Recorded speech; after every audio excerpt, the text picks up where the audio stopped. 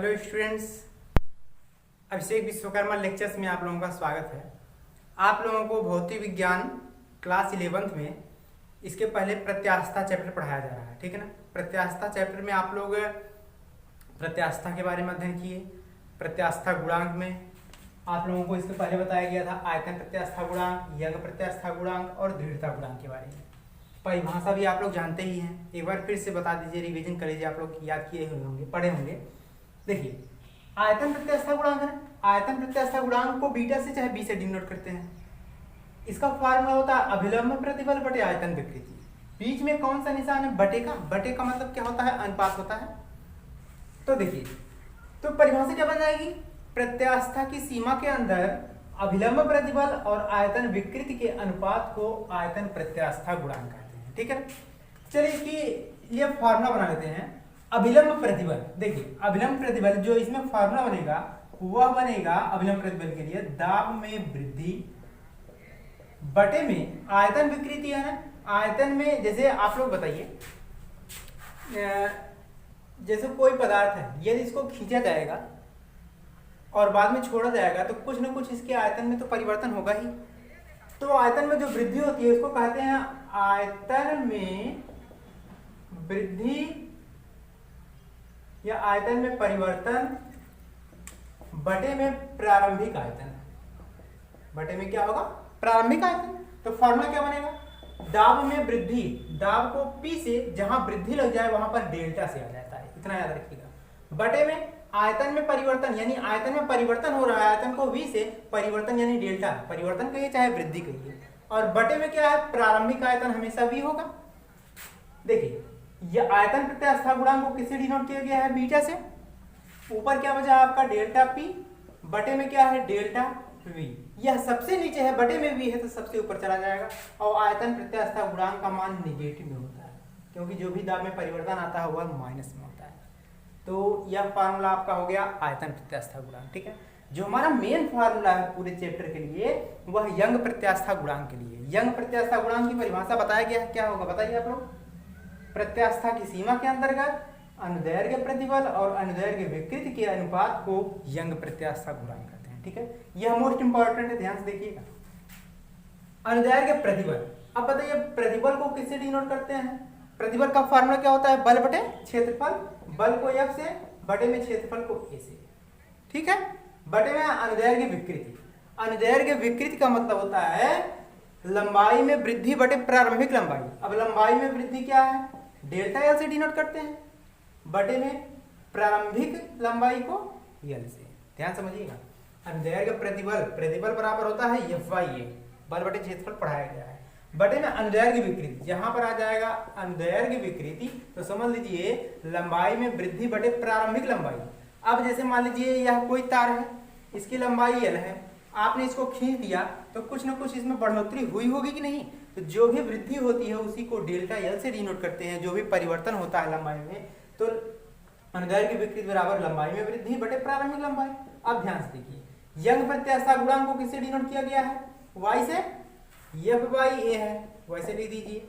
यह बटे में है, पलट जाएगा, पलटेगा तो L सबसे नीचे सबसे ऊपर, और बटे में क्या आ जाएगा? डेल्टा L आ जाएगा। या हम कह सकते हैं Y बराबर F का फार्मूला होता है F बराबर mg होता है। F बराबर mg न्यूटन का नियम है। बगल में L है और बटे में A वैसे रहने दीजिए इंटू डेल्टा L। A का मान भी होता है, अगर रखना चाहें तो πr² भी कर सकते हैं। m क्या है? द्रव्यमान है। g गुरुत्वीय त्वरण है। L लंबाई है, प्रारंभिक लंबाई है। पाई का मान जानते हैं 22/7 या 3.4। r त्रिज्या है। डेल्टा L क्या है? लंबाई में वृद्धि। अगर यह सब पता हो तो हम लोग यंग प्रत्यास्थता गुणांक ज्ञात कर सकते हैं। इसका मात्रक होता है न्यूटन पर मीटर स्क्वायर। आई होप यहां तक आप लोग अच्छे से समझे होंगे, क्योंकि यह फार्मूला आप लोगों को रिपीट करना, याद करना है, ये दोनों फार्मूला, ठीक है ना। यंग प्रत्यास्थता गुणांक का मोस्ट इंपॉर्टेंट है। लास्ट में हमारा है दृढ़ता गुणांक। देखिए, स्पर्श रेखीय प्रतिबल, यह भी F/A होगा, और बटे में अपरूपण विकृति को थीटा से डिनोट करते हैं, तो F/A, और बटे में थीटा भी है, यह नीटा के लिए F/A थीटा हो गया फार्मूला, ठीक है। लेकिन मोस्ट इंपॉर्टेंट जो फार्मूला है हमारा यंग प्रत्यास्थता गुणांक, यही चैप्टर में अधिकतर अंकित प्रश्न में पूछा गया है, ठीक है ना। तो इतना कंप्लीट होता है। अब चलते हैं नेक्स्ट टॉपिक पे।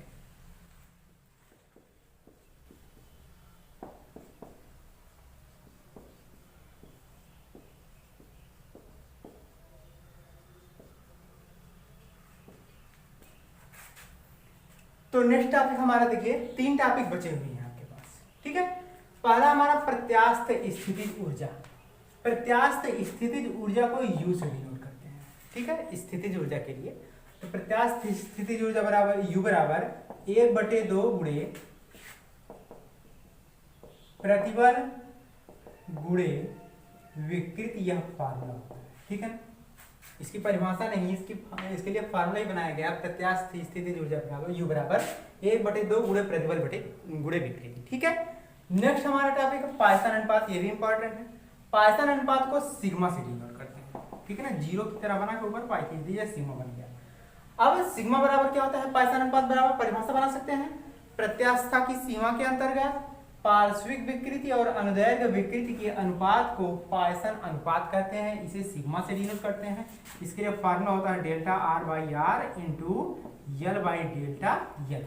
यह डेल्टा आर का मतलब त्रिज्या में वृद्धि, आर का मतलब त्रिज्या, यल का मतलब लंबाई और डेल्टा एल का मतलब लंबाई में वृद्धि, ठीक है।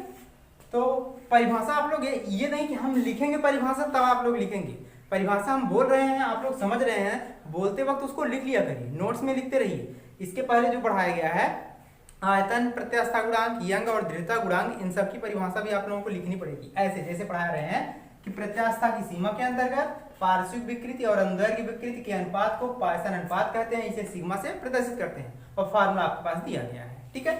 चलिए संपीड़ितता, यह तो इंपॉर्टेंट है।